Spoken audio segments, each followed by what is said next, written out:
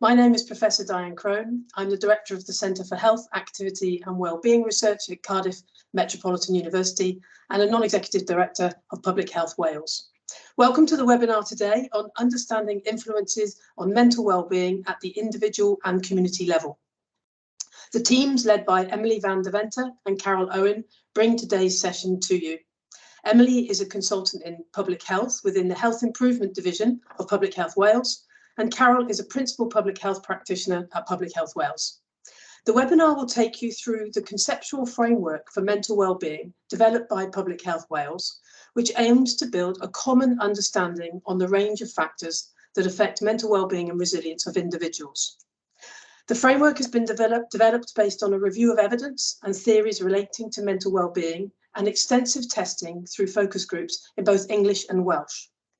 Developing the framework in the medium of Welsh was important for building common understanding, as in many cases, direct translations of the English words were not available, and hence time was taken to ensure the appropriate Welsh words and phrases were used to portray the underlying concepts. For those working in and with Welsh-speaking communities, we would encourage you to explore and use the Welsh framework to help us in building a common language around mental wellbeing. The webinar will pull out key elements and provide examples of how the framework can be used to inform policy and practice aimed at improving mental wellbeing.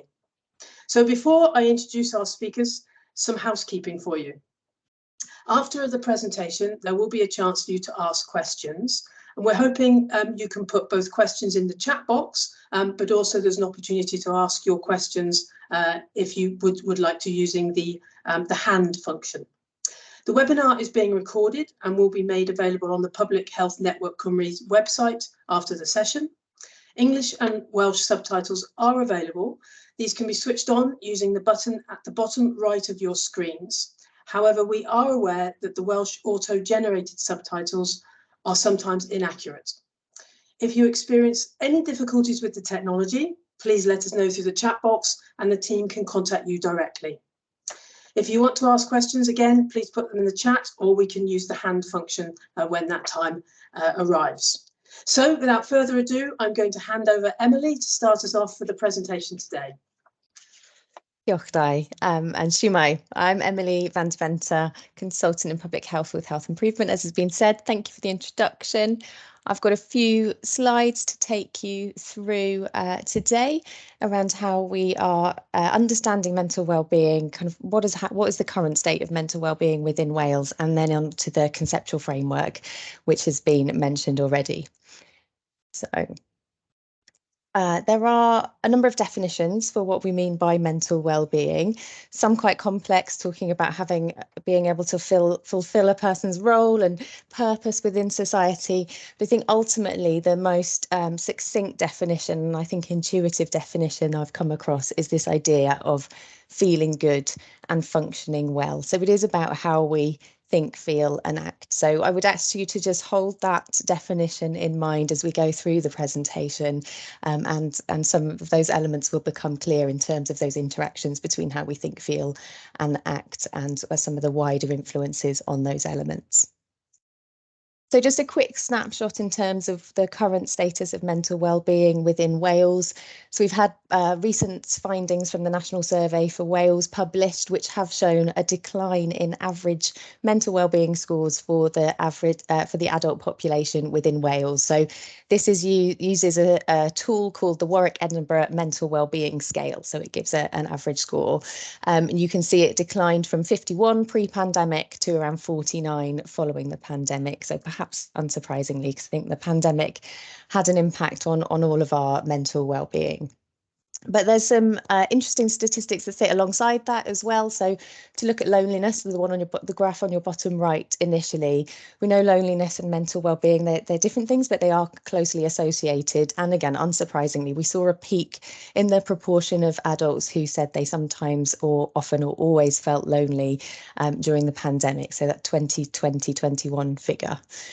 The good news is it looks like those figures are declining. So you can see the 21-22 figure there, around just over 70% of people at least sometimes feeling lonely. So starting to return to pre-pandemic levels. That's not to say everything's fine. It was a raising concern in terms of a public health issue, public health priority before the pandemic. So we still need that focus there. You can see the biggest change has been around those who report sometimes feeling lonely.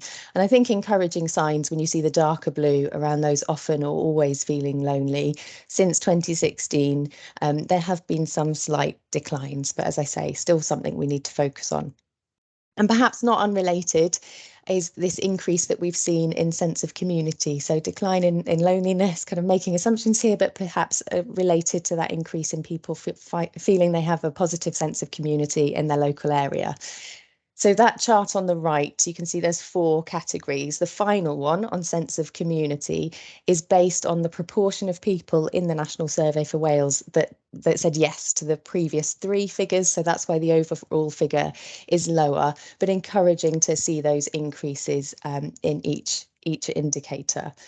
However, across all of these measures, well-being, loneliness, and that overarching sense of community, we do see a significant gradient in relation to the socio-economic gradient. So taking sense of community, for example, you can see in the most affluent areas or least deprived areas, over 75% of people feel they have a strong sense of community, and dropping to under 60% in the least affluent areas or most deprived areas.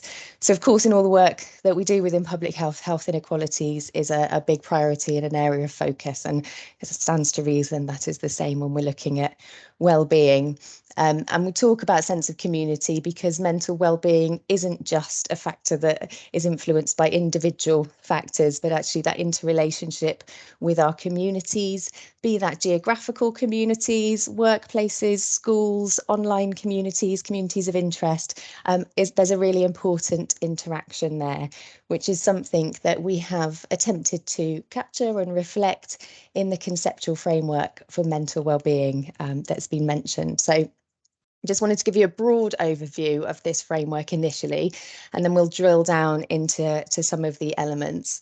We'll also pop a link into the chat to the framework, which is available online. Thank you, Marie. And I would encourage you to have a look at that because, as I say, it's interactive. So as you hover over these icons on the online version, you'll see a small definition pop up. And as has been said, that's available in both English and Welsh.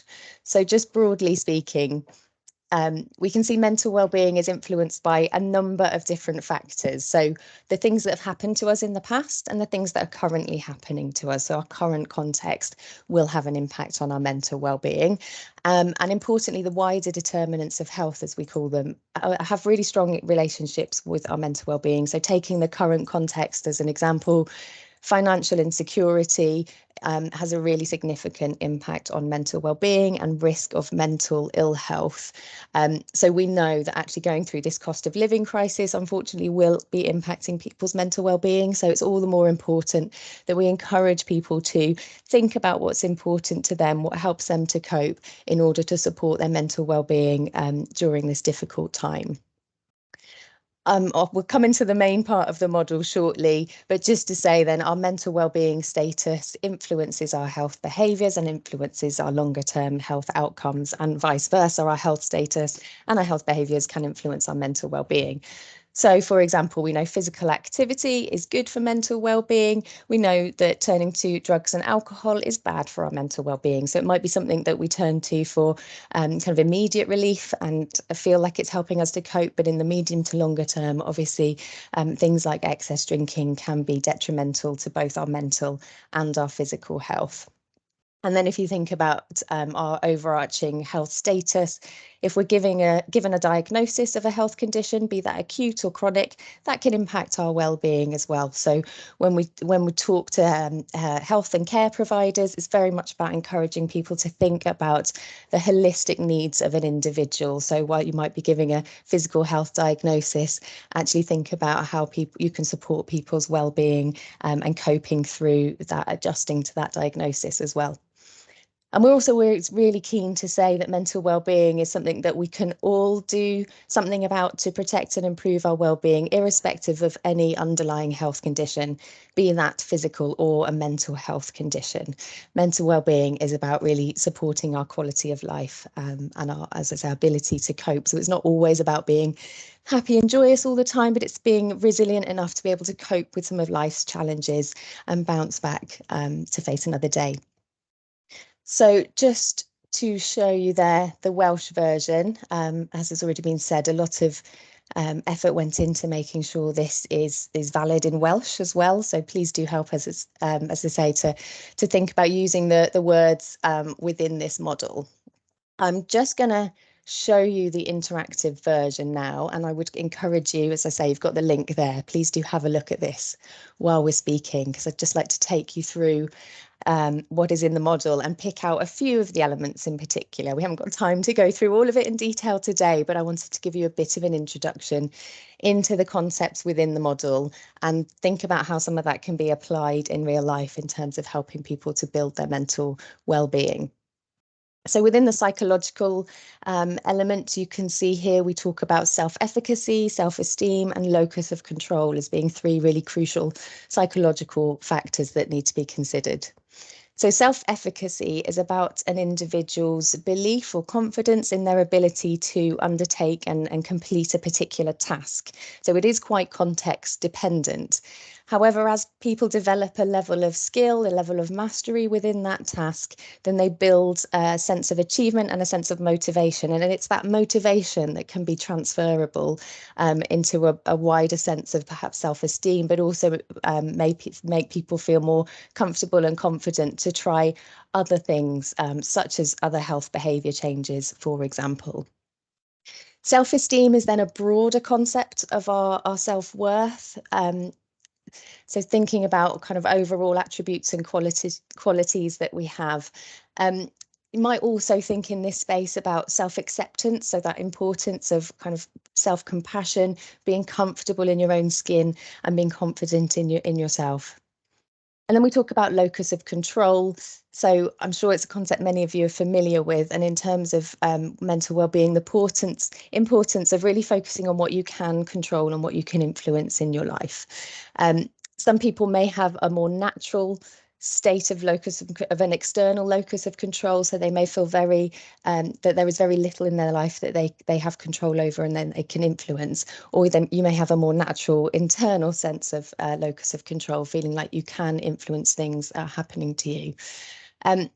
But again, it can be more context specific, and there are ways that we can help people to build a locus of control around some aspects of their lives that may otherwise feel quite out of control. So I like to use the example of climate change in this space because it's a very big, daunting, concerning and complicated topic, which of course needs a wide range of action by a wide range of partners to really tackle.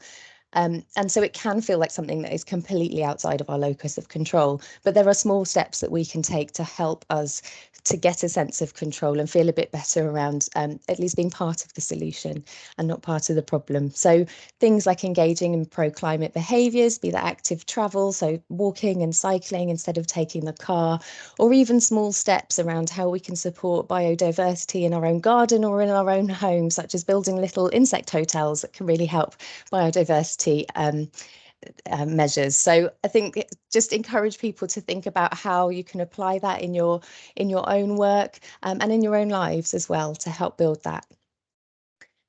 If we look at emotional, that's very much around emotional intelligence. So our ability to really recognise our own emotions, to be able to name them and understand them, to be able to regulate our emotions, so in ourselves, so that we can better cope and focus on how we respond to those feelings.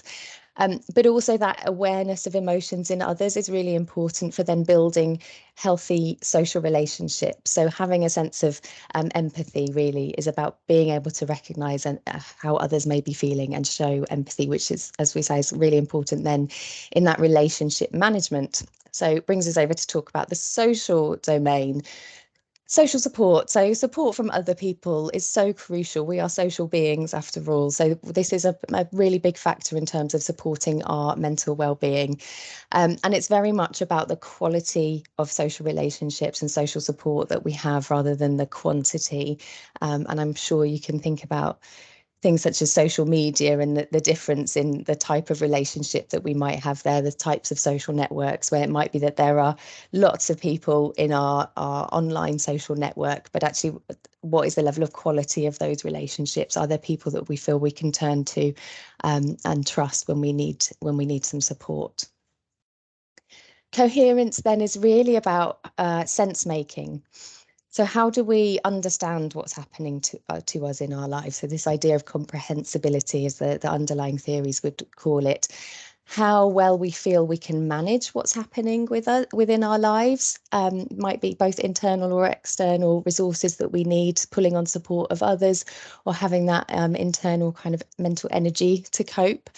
And then meaningfulness, really understanding why things might be happening, and people might turn to different things for this. So spirituality is one source that some may turn to think about how they make sense of what's happening to them. Things like engaging with creative activities can help people to think of problems from a different perspective, and perhaps helping that to help them make some sense of challenges in their lives or positive aspects of their lives. And for others, it may in fact be, that sense of awe at the scale of the universe and the amazing universe that we live in, that actually helps to put life in perspective, and even thinking about the randomality of life actually might help some people in some of that sense making.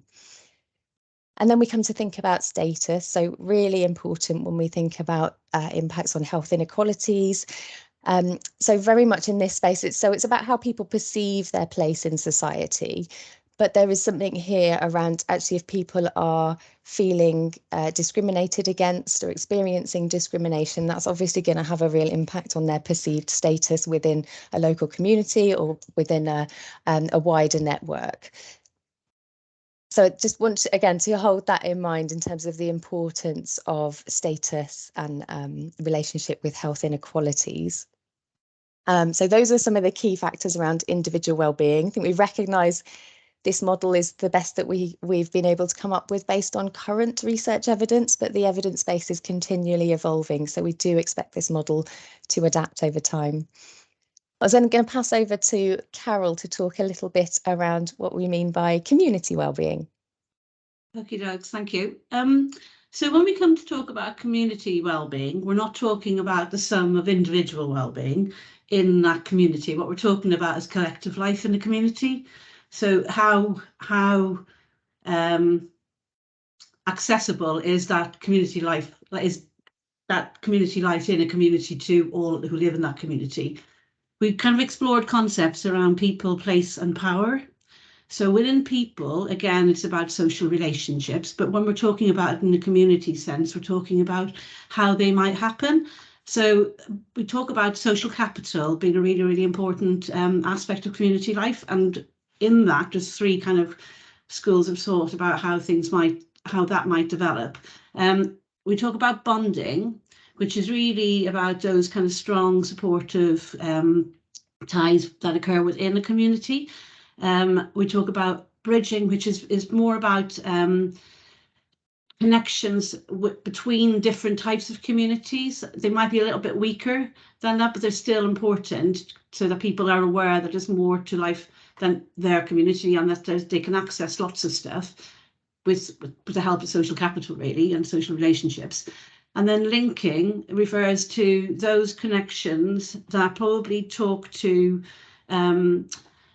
influential connections between different communities. So it could be like linking to a community partnership who is going to be able to influence, so they're made of different organizations, they're a community in themselves, but being able to, for a community to be able to link to them to influence action.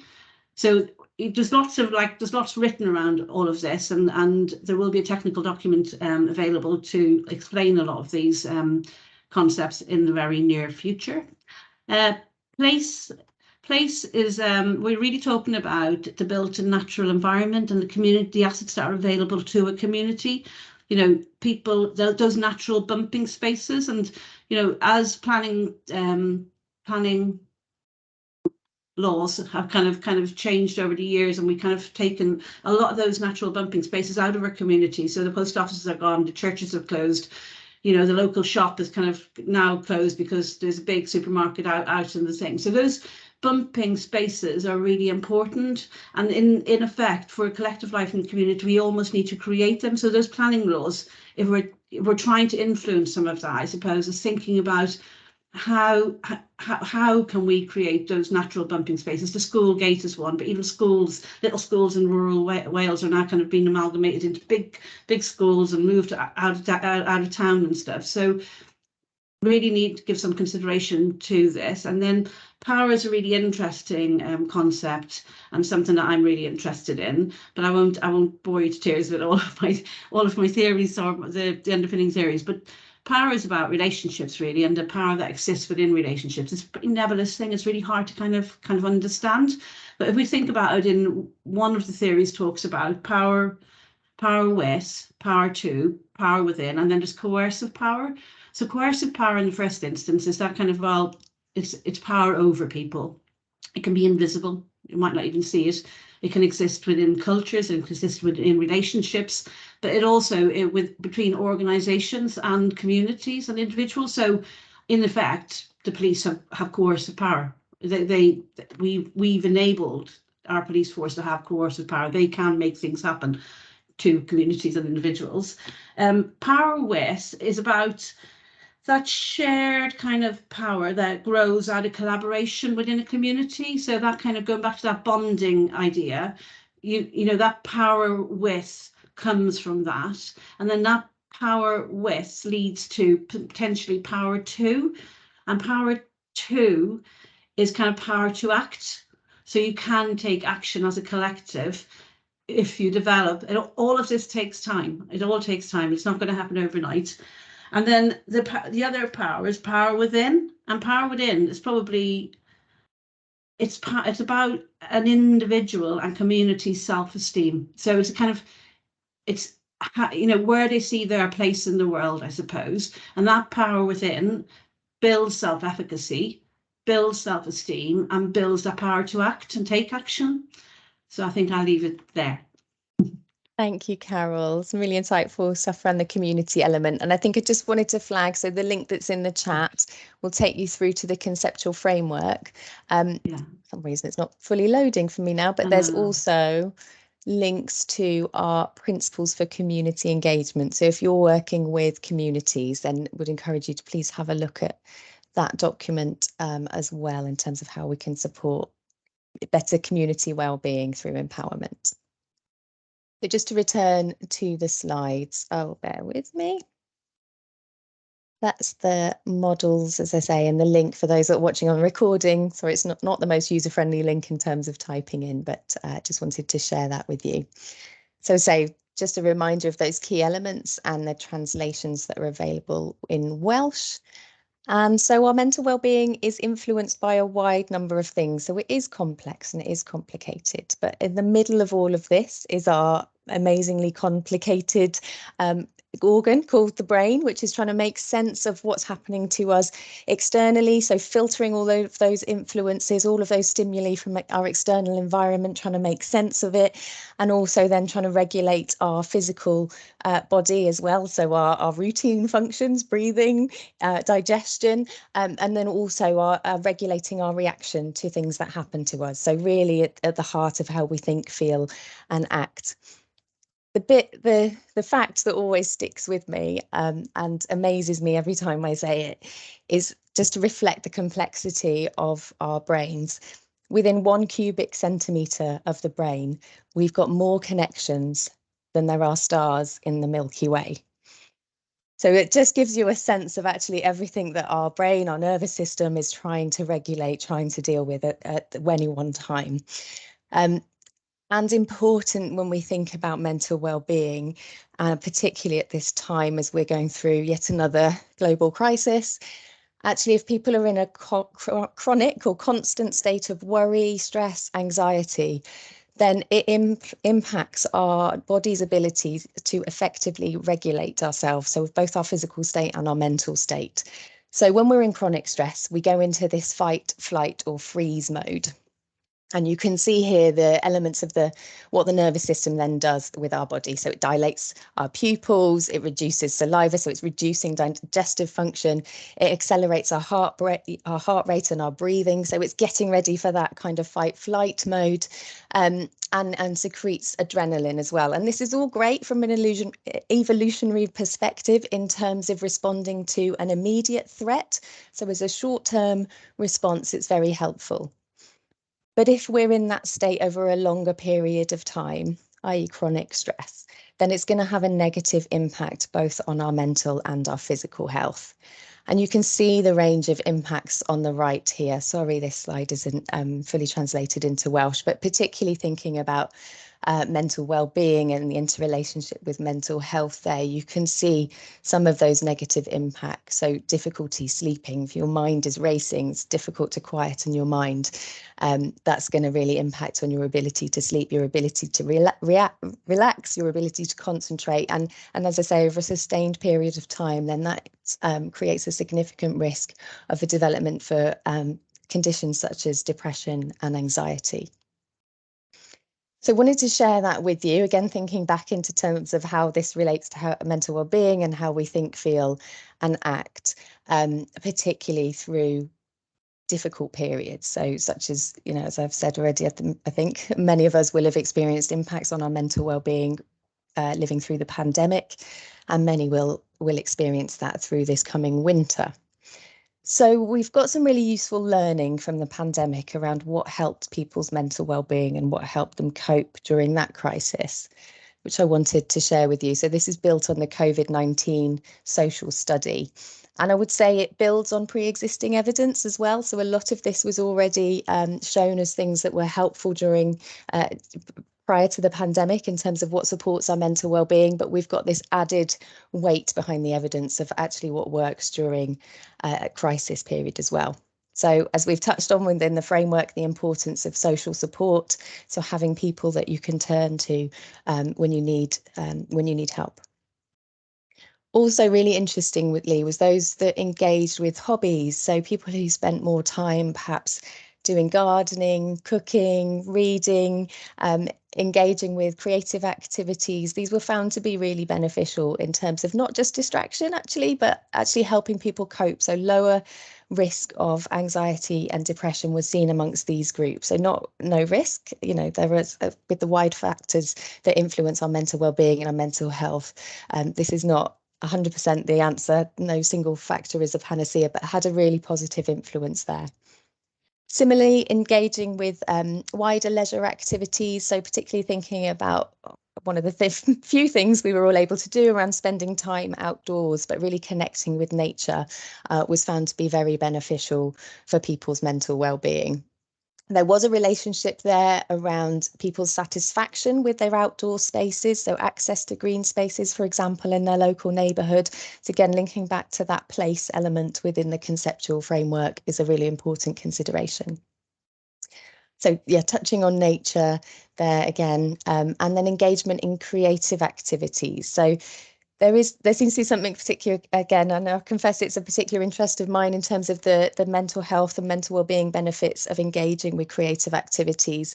Again, pre-pandemic, there was evidence that it can support emotional regulation on an individual level, helping us to build a sense of self-efficacy when we kind of, as I said before, try a new task or perhaps go back to a previous activity that we used to like, and we develop our skills in that area, helps to support that self-efficacy and potentially some of that meaning making, sense making as well, depending on the activity you're engaging with. So the things that help are quite individual to people. Is very much about what we enjoy for ourselves. But I think if you think back to the previous slide around chronic stress, actually it makes biological sense. So engaging in things that we enjoy, allowing ourselves to actually be fully attentive in those moments and to get the full benefit, to really enjoy them and not be distracted by those thoughts and worries in the back of our mind, helps to give our nervous system and our minds an important break from our worries and helps to rebuild some of that mental energy that we need to cope, and helps our bodies to regulate our functions, both mental and physical. So on the one hand, mental well-being is complex and complicated, but on the other hand, I like to think it's something that's also quite simple and quite intuitive in terms of making time for what matters to you. So just going to pause there for a moment to see if there were any questions or points of clarification, reflections that people would like to share at this stage.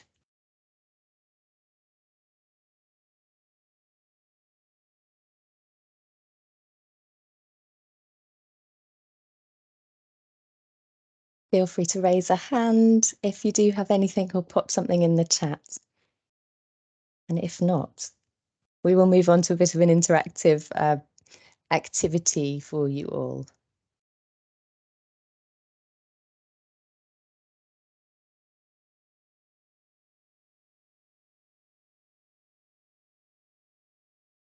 I'm on mute too. Sorry, I'm on mute. Carol, do you want to take that question from Di? Oh, sorry, I didn't see it. Let me have a little look. So a question about how the focus groups around the conceptual framework were done, how they were managed and when they were completed. Okay, so we started to work on the conceptual framework pre-pandemic, so 2019-20.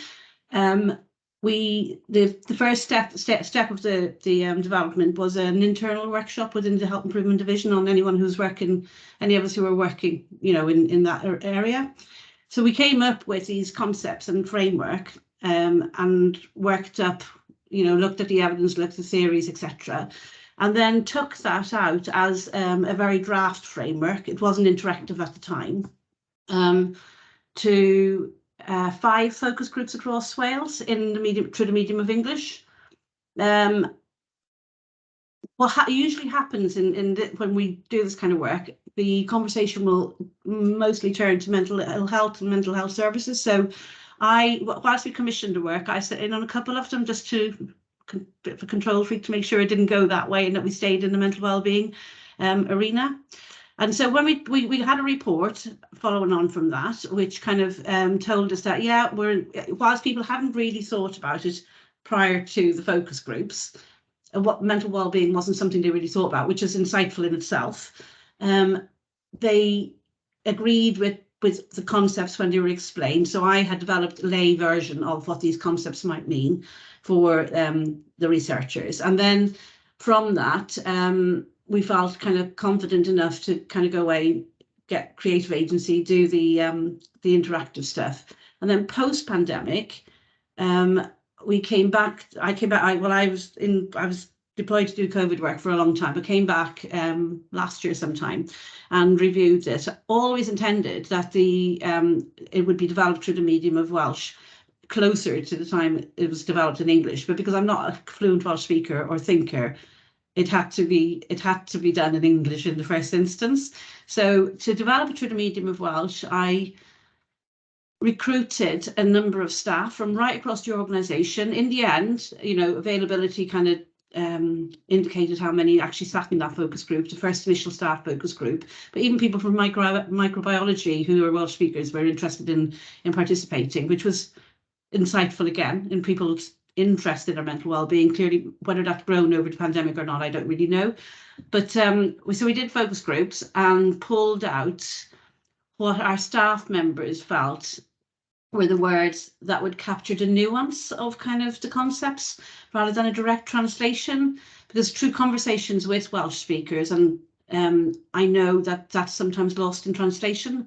And, I think it was really important because the framework was developed to develop a shared understanding that we were given parity to Welsh and English. So the staff focus groups did that, and then we took them out to we commissioned some work to do focus groups for the public as well. And happy that we got to a place where they're both kind of hopefully saying similar things in the, you know, in different languages. Is that a very long answer? Sorry. Thank you, Carol. I think that's really helpful, and it was a mixture of kind of professional groups, wasn't it, as well? I think one that always sticks in my mind is the work you did with the Housing Tenants Association in terms of reaching those in lower socioeconomic groups, and all those that are supporting them, and the understanding. Yeah, that was the work with the principals, Emily. That was the work. So the link to the other document there was a massive piece of work I undertook pre-pandemic, well, before mental well-being work, around empowerment.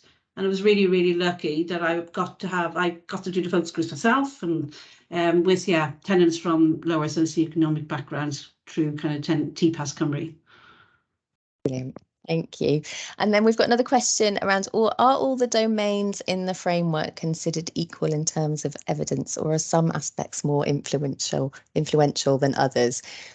I think it's very difficult to pin a kind of size of effect on each element of the framework, if I'm honest. So all are important, and it may be that some are more important, or some need particular focus at different stages of life, for example, or for people that are going through different experiences. So when you think about the self-efficacy, self-esteem, that's really important in terms of childhood development. So it does feature within the new curriculum, which has a real, the curriculum for schools in Wales has a strong focus on health and wellbeing, and they specifically talk about self-efficacy within that, in terms of helping children to identify and build on their strengths and gain confidence by doing so, that they are then able to transfer into other aspects of their lives. So just as an example, but all things are also relevant at all stages. I think the emotional intelligence aspect is something Carol and I have lots of conversations about, because I think societally we're generally not very good actually at really talking about emotions, the breadth of emotions that we might experience and feel, and really understanding that, and that's kind of underpins our ability to then regulate and kind of identify what some of the triggers might be. So that feels like an important area that needs development. Social support, obviously talk about a lot, and so there is a lot of evidence that says how important that is, and that's about having this sense of belonging. We've been working with psychologists recently, actually, to kind of help put some validity to this model, you know, actually get their perspective in terms of this conceptual framework. And they really interestingly talk about 3 levels of belonging. So belonging to self, so that's self-acceptance, belonging to others, so having those social networks, and then belonging to the world. So there's also something about, so even if people are feeling lonely, there are ways that they can develop that sense of connection, and that might be around connection with place, you know, understanding a connection with nature, getting some of that peace and tranquility that nature can help us to feel, or connecting with heritage. Actually, there's really interesting ideas around how we connect with our past and how that helps us to feel part of something bigger. And of course, how we build social connections is often built upon shared interests and experiences. So by engaging with activity or particular interests, and then thinking about, well, actually, is that an interest that I could use to help me make new connections in my local community by joining an interest group or something, that can then lead to greater development of social capital. Is there anything you want to add on that, Carol? Oh, I was just thinking back to the conversation we had with some of the psychologists earlier this week, and that sense of belonging, sense of connection to yourself being really, really important, and that kind of develops during the first 1,000 days of life. That's how you learn to kind of make connections and accept yourself. But that, she also talked about, I can't say the word, I always trip over, authenticity. So being yourself, being able to be yourself, because what happened, and sometimes, well, a lot of time, we don't have self-acceptance, so we don't have that authenticity, and we always try and fit into others. So you're making social comparisons. I mean, I'm not trying to be an amateur psychologist here, I'm just repeating what I heard and learned.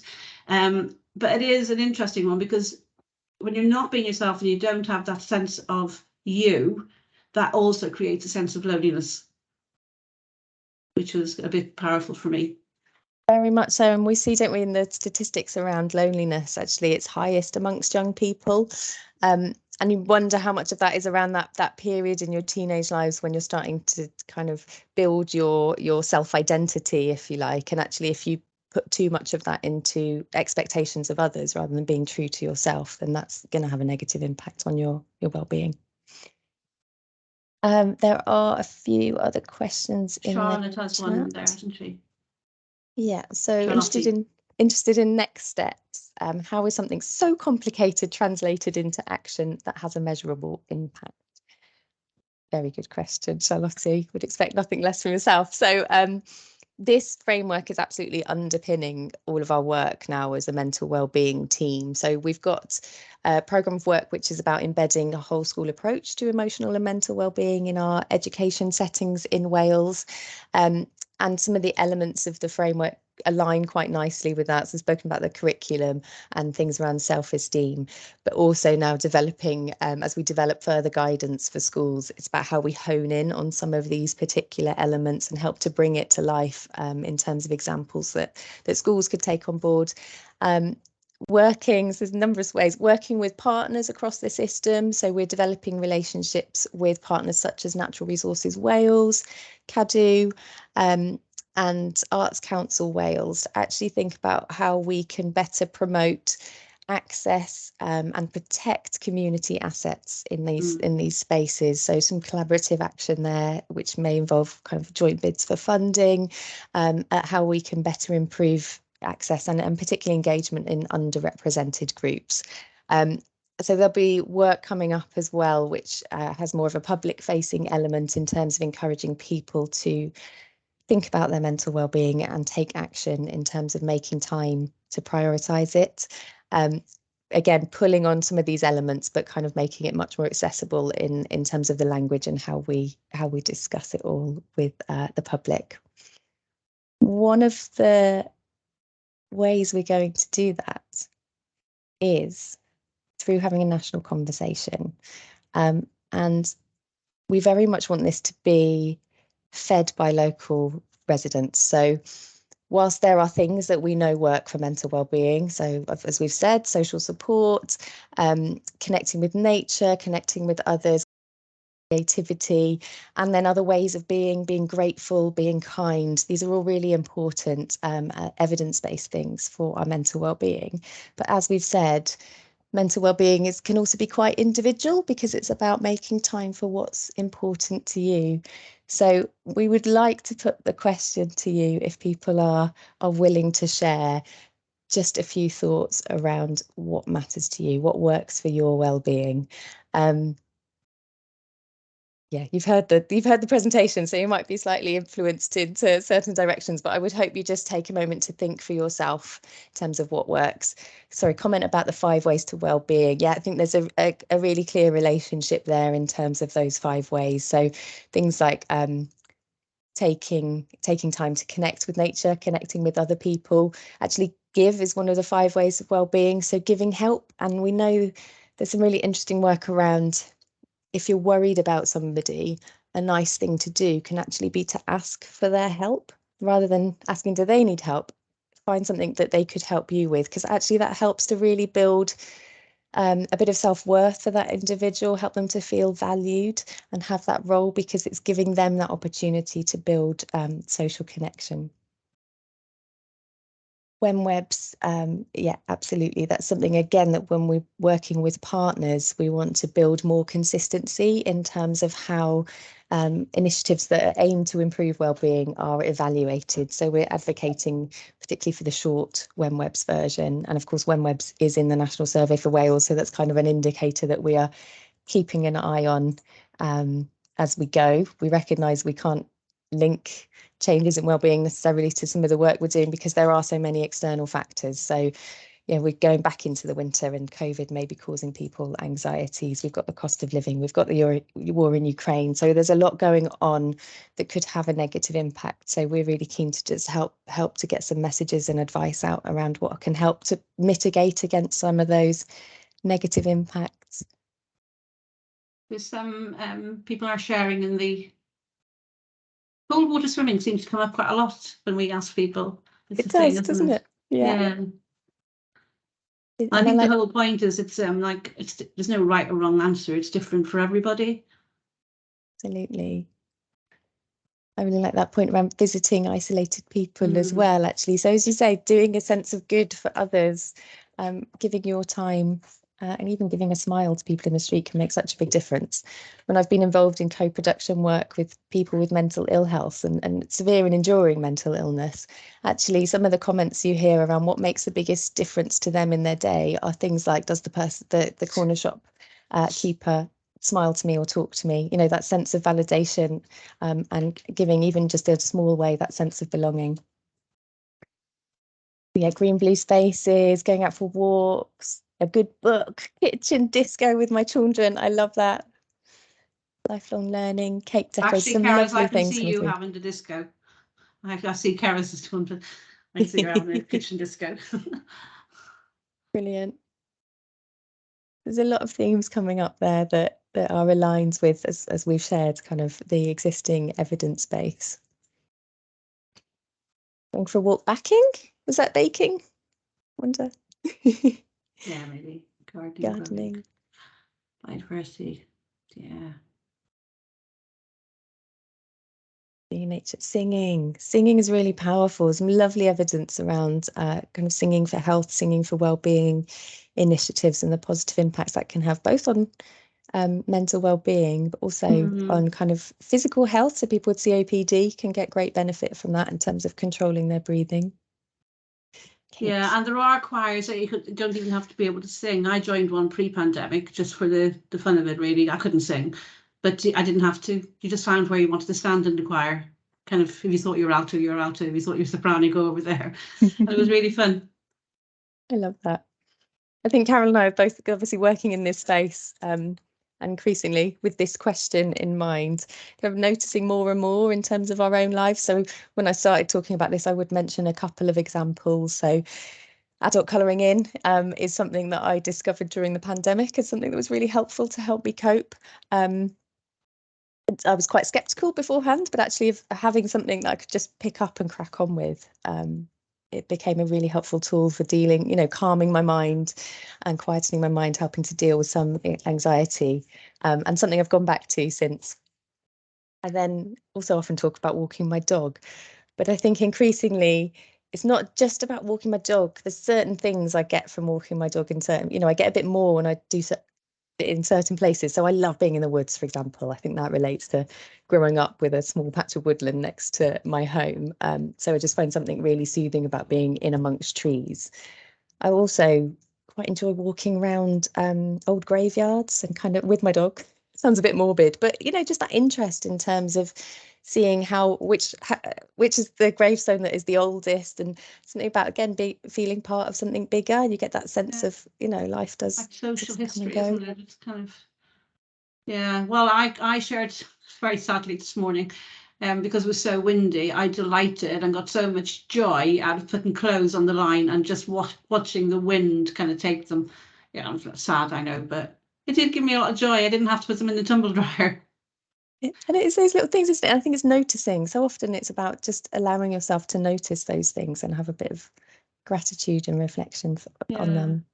And if we reflect back, whilst that seems like, for me, when I talk about things, am I sad? But actually, it gives you a brain. I was getting ready to go into work, wasn't I? So it was allow my brain a rest before I started getting into busy work mode.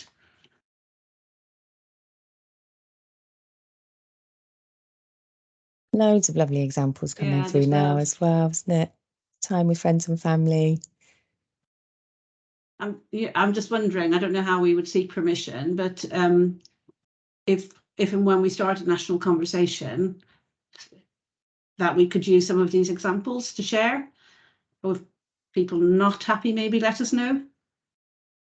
Does that sound like something that we could do? I think so. Marie, perhaps you can help us with that for people who are outside Public Health Wales. So if you're within Public Health Wales or you've put something in the chat, please reach out to either to Carol or myself if you don't want it used as an example. We'll obviously make it anonymous. Yeah. If you're outside Public Health Wales, then please do contact Marie, the Public Health Network team, and she'll get that message through to us as well. Well, thank you all so much for sharing a bit today. I think there's so many opportunities, and many of these things are free, you know, on our doorstep. It's not about having to have lots of money to go and access something new, which is really important, obviously, through this period. So thank you for sharing. I hope it maybe has even inspired some of you to try something different. And that's all from us for today. So thank you. I'll hand back to Di. Oh, thanks, Emily and Carol. I mean, that was really interesting and inspiring on many levels. I think, you know, we all know, you know, the framework and concept of well-being is hugely complicated, which you've presented, you know, some of that background, but also presented a framework that, you know, does. It's not simple, but it helps people to understand the complexity of well-being. So I think, and I really like the way that you've developed it. And perhaps one of the benefits of COVID is it enabled you to sort of start it before, and then we had COVID, and then we know that people were made more, as you highlighted, you made more aware well-being was very high on the agenda and being talked about a great deal in the media and in the community. And then, of course, you know, our only availability of doing anything was to go outside and be active, which as a physical activity promoter I thought was great, but you know, in the circumstances, you know, I would have preferred a regular life. But then to go back to it after COVID as well, in post COVID, really good, because I think maybe that iterative process has probably helped produce maybe a more complete framework than before. So just, you know, huge thank you to you both and to the teams that have helped you produce this, and of course the community and the other stakeholders who you've engaged to provide us with this. And really looking forward to the next steps, which came up in the questions, and I guess it's kind of watch this space for the national conversation. And just to say, so thanks ever so much to everybody for joining us today. That's all we've got time for. But we would be grateful if everyone joining the webinar could complete a short evaluation, and a link will be put into the chat bar and sent to you. We hope you've really enjoyed this session from Public Health Network Cymru, and please do join us if you're not already a member. Finally, if you've got any thoughts on future webinar topics, please do let the team know at Public Health Network Cymru. And it just remains for me to say, diolch yn fawr, thank you very much, and see you at the next webinar. Thank you.